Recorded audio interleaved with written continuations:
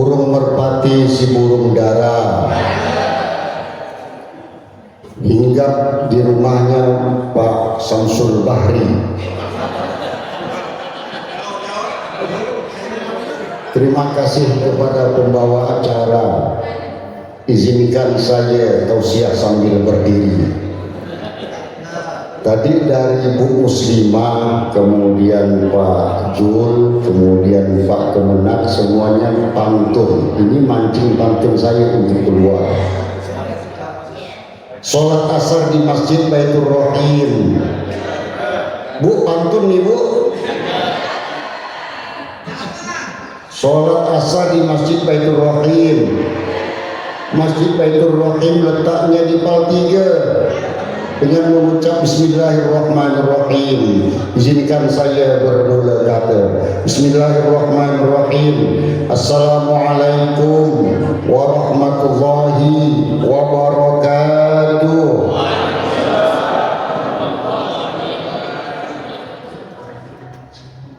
Dari banyaknya majelis yang saya hadiri, ini jawaban salamnya ini belum semangat. Tapi kalau sudah saya keluarkan sebutir pantun, bisa gemuruh aula ini. Jalan-jalan ke Sungai Kakap, baliknya singgah beli menas. Yang jawaban salamnya lengkap, saya doakan hutang-hutangnya lunas. Assalamualaikum warahmatullahi wabarakatuh.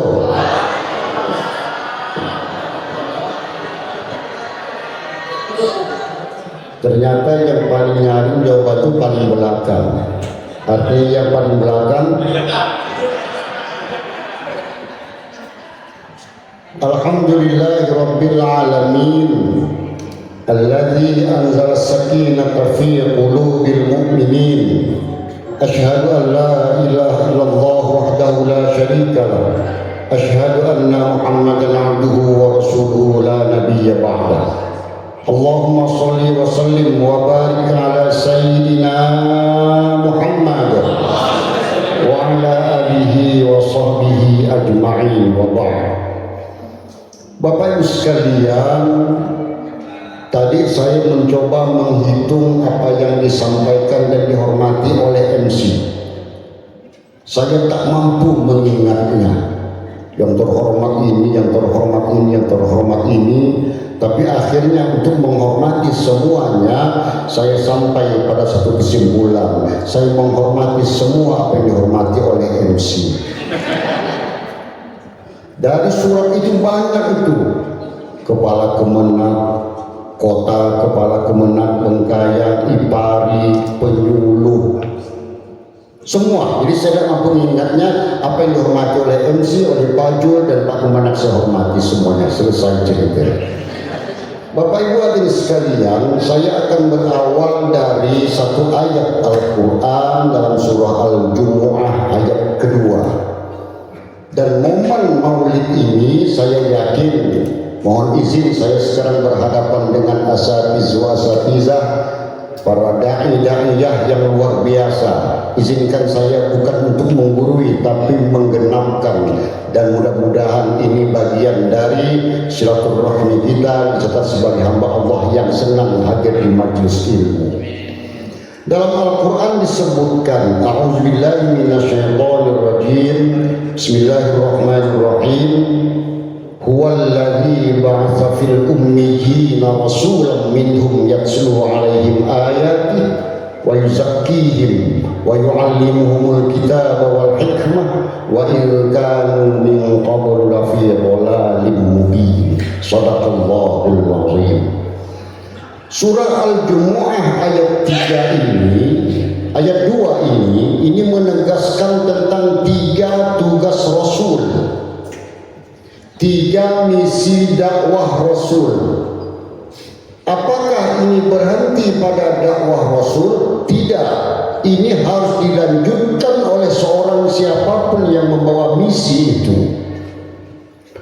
Dari 3 tugas ini, saya hanya ingin menggarisbawahi tentang ayat yang garis bawahnya di kedua, wa yuzakkihim. Tugas Rasul itu yatlu alaihim ayati, menyampaikan ayat-ayat Allah. Ayat Allah ada ayat kauniyah, ada Qur'aniyah, ada ayat yang tersurat, ada ayat yang tersirat. Kita dari kampung Bapak Ibu sekalian, kalau suasana di kampung itu maulid ke dia Isra'nya itu terasa tuh suasana keagamaan itu. Di sebelah kanan kedengaran ada orang latihan barzandi. Allah Allah Allah Allah laulan nabi masarul qamari. Itu sebelah kanan kedengaran. Yang sebelah kiri kedengaran orang latihan zikir nazam sambas. Habibah karim mubibilja. Terus zikir nazam sambas. Nun di belakang kedengaran orang belajar Iqra. A, ba, ta, batako. Ada batako tuh Iqra keluar.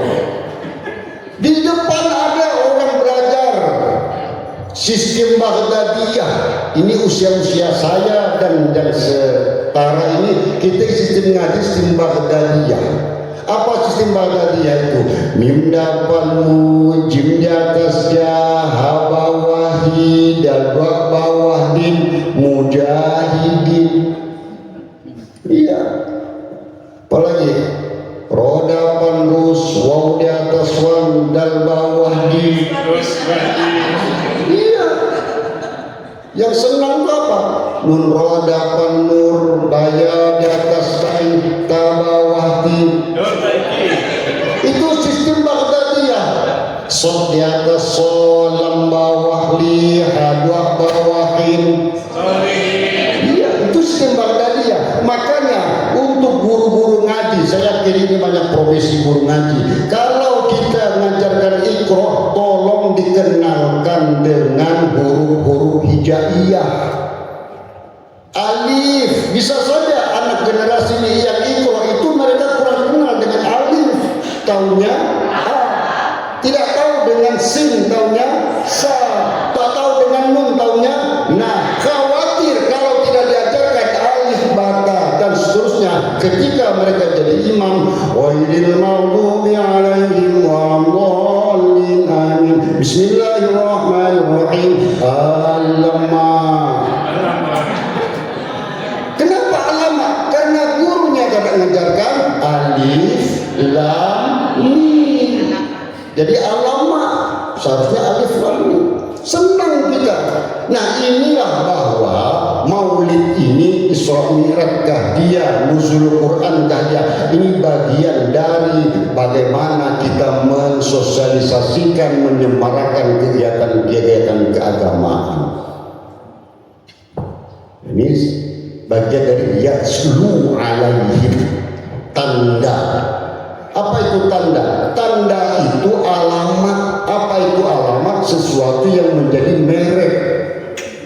Kalau tidak ada tanda, tentu kita akan asing masuki area itu. Tapi tanda itu baru akan berfungsi jika rambu itu baru akan berfungsi jika kita tahu arti tanda itu. Contoh di Jalan Ayani atau di perempatan ada seperti huruf U kebalik kemudian disilang, itu artinya dilarang memutar. Tanda itu baru akan berfungsi jika satu kita tahu arti tanda itu, atau yang kedua tanda itu baru akan berfungsi kita tahu dan kita mengikuti tanda itu. Kenapa? Ada orang yang tidak tahu arti tanda, yang kedua tahu tanda tapi tahu mengikuti. Jadi ayat Allah ini baru akan berfungsi kalau sekiranya kita tahu dan mau mengikuti tanda-tanda itu. Ada saya baca, saya temukan di salah satu tulisan, ternyata umat Islam ini masih bermasalah dalam hal membaca Al-Quran. Dicek lagi hukum-hukumnya dan kapasitas yang lainnya, hukum yang lainnya. Ini suatu hal yang miris. Karenanya madrasah ini menjadi hal yang penting, lembaga penting untuk mensosialisasikan dan mengistiqomahkan program khatamul Quran untuk Man 1. Alhamdulillah, terima kasih kepada Pak Kemenak, kita sudah menggulirkan setiap bulan untuk khataman Quran. Ini semoga menginspirasi yang lainnya. Promosi sedikit lah. Yang kedua, wa yuzakihim, mensucikan jiwa mereka. Apa yang disucikan? Nah, ini penekanan kita. Rasulullah itu membawa misi dari masyarakat yang politisme kepada masyarakat yang monotisme. Berbagai kebiasaan masyarakat Arab itu kemudian ada yang diadopsi, ada yang disesuaikan, ada yang dihilangkan sama sekali. Nah, di antara yang menjadi penekan Rasulullah, dan ini harus menjadi komitmen kita bersama, adalah dalam rangka wa yuzakihim, mensucikan jiwa, adalah dua sifat yang sering kita sebut tetapi harus berupaya kita wujudkan, yaitu syukur dan ikhlas. Apa itu syukur? Syukur itu begini. Dalam berbagai majelis saya senang menganalogikan syukur itu begini. Contoh, Pak Ruslan beri saya kain sarung 2 helai. Contoh Pak ya.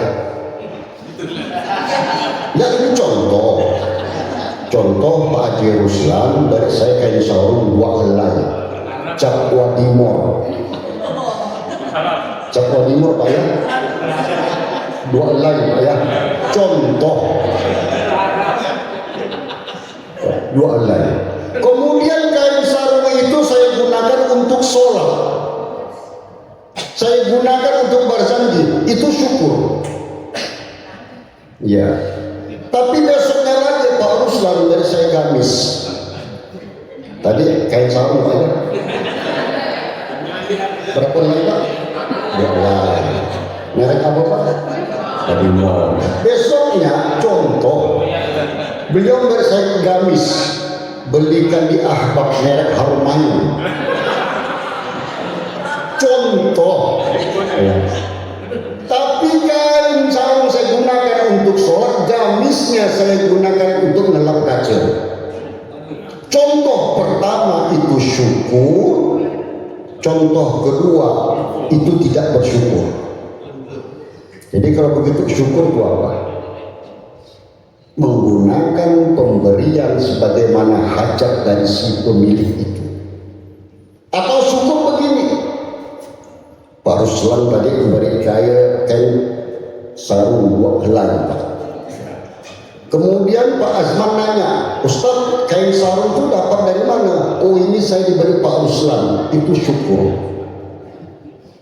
Tapi kemudian beliau memberi saya gamis, Pak Azman nanya, Ustaz, gamis itu dari mana? Ini saya beli, padahal itu dari Pak Ruslan. Maka contoh pertama syukur, contoh kedua itu kufur.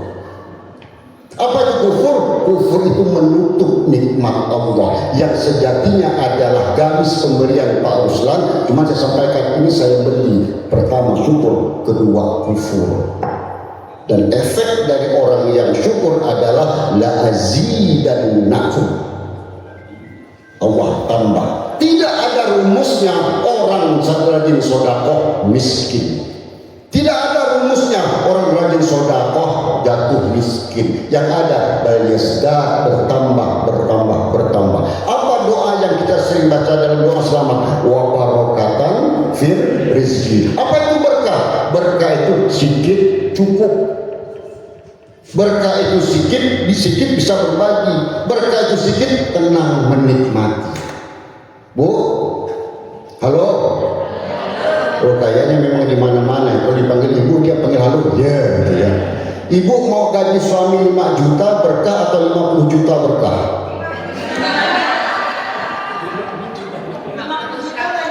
Ya, enggak, ibu mau jawab saja pertanyaan saya. Ibu mau gaji suaminya atau gaji ibu 5 juta berkah atau turunkan 20 juta berkah? Oh iya, yang paling banyak tetap berkah. Berkah itu sedikit tapi cukup. Berkah itu sedikit, senang, tenang menikmati. Berkah itu sedikit tapi kita bisa berbagi. Itulah berkah. Makanya hidup yang penting itu pas-pasan. Pas butuh, pas ada. Kelebihan, ya kelebihan juga tidak ada manfaatnya kalau tidak mampu. Bukankah jangankan kata Sayyidina Umar bin Khattab, jangankan yang haram, yang halal saja semuanya harus dihisab di hadapan Allah. Apalagi jam tangan 11 miliar. Besar itu. Hisabnya besar itu. Nah, itu syukur. Saya dibatas oleh waktu tadi 30 menit. Yang kedua, ikhlas. Ikhlas ini adalah ibarat piramida, yang paling puncak itu ikhlas. Malaikat itu hanya bisa mencatat Anda itu ke masjid, checklist. Anda zikir, checklist. Ikhlaskah itu tidak bisa dinilai oleh malaikat, itu hanya Allah. Ikhlas itu sifatnya tersembunyi, sebagaimana tidak ditemukannya kata ikhlas dalam surah Al-Ikhlas. Qul a'udzu birabbin nas. Surah apa? Nas. Wasyamsi wa duhaha. Asy-syams.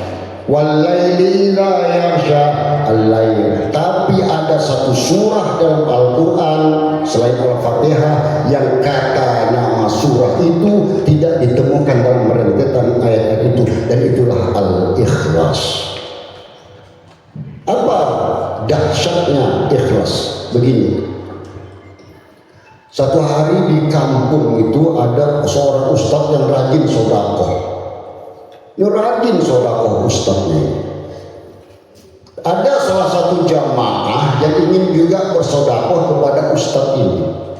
Singgah ke kebunnya, panen pucuk ubi. Ya, izin Pak Kemenak, kalau pucuk ubi itu bahasa Inggrisnya cuk Bandung. Ya, pucuk ubi panen, bawa ke rumah ustadz, ketuk pintu. Assalamualaikum ustadz. Waalaikumsalam. Abang ini apa ceritanya bang? Ini ustadz, saya tadi pas mau ke rumah ustadz ini saya singgah panen pucuk ubi. Saya niatkan untuk rumah ustadz, semoga bermanfaat pucuk ubinya. Oh alhamdulillah, kata ustadz. Kemudian ustadznya menerima pucuk ubi itu, sampaikan kepada istrinya. Bu, ini pucuk ubi oleh jamaah kita. Dibalas ke bang? Balaslah. Ada nggak ayam di belakang? Oh ada anak ayam.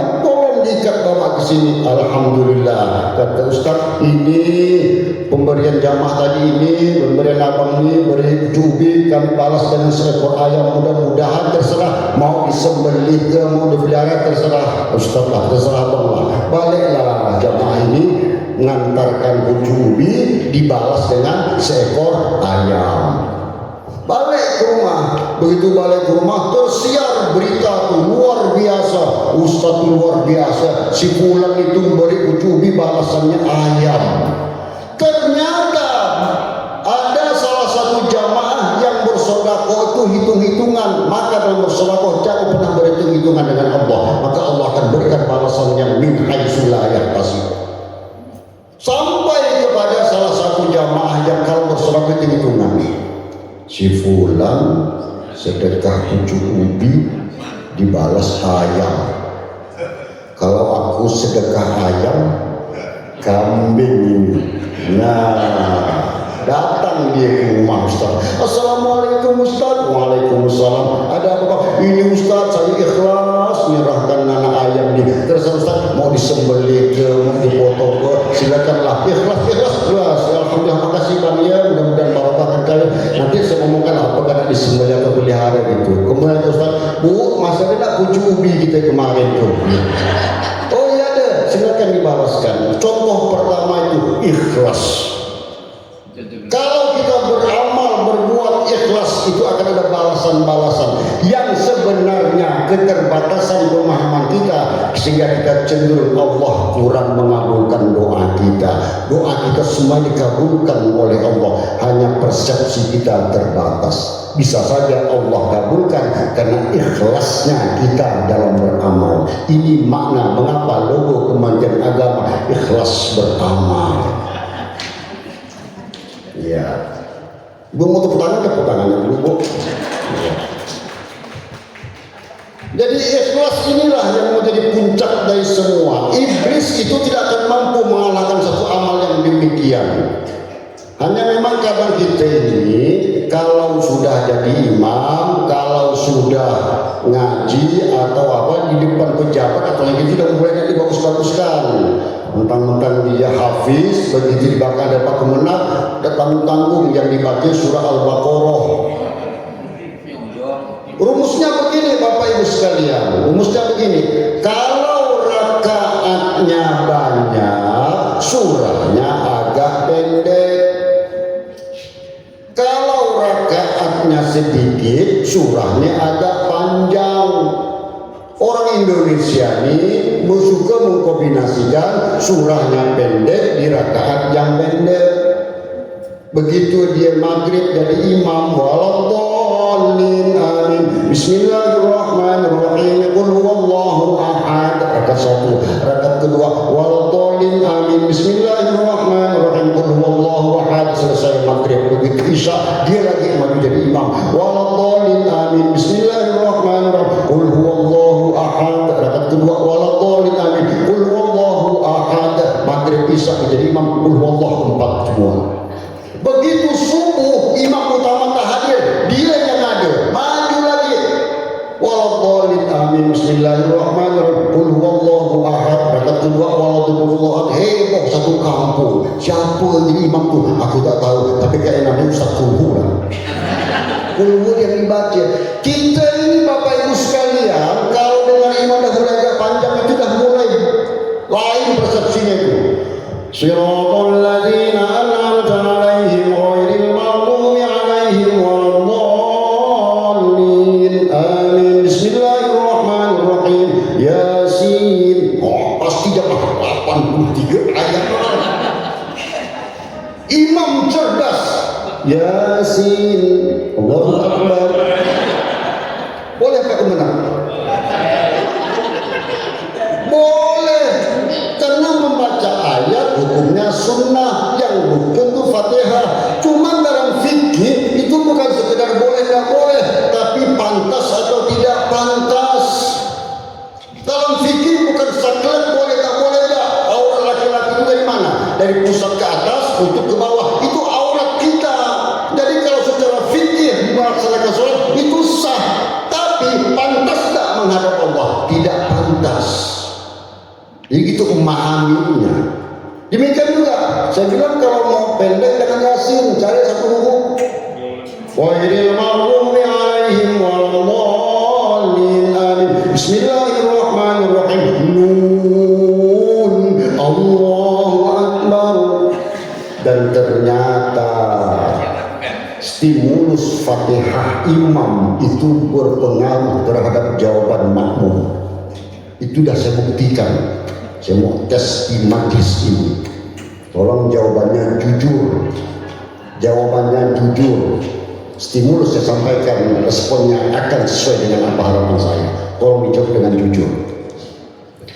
Ghairil maghdubi 'alaihim waladdallin. Ya, jujur. Soal pertama, soal kedua, jujur. Ghairil maghdubi 'alaihim waladdallin.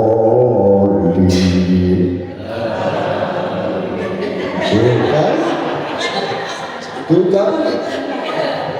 Jadi kalau imam itu bersemangat baca ayat makmum, amin. Ghairil maghdubi 'alaihim waladdallin. Amin. Enggak nyambung kalau imamnya. Waladdallin. Enggak nyambung. Itu artinya apa? Stimulus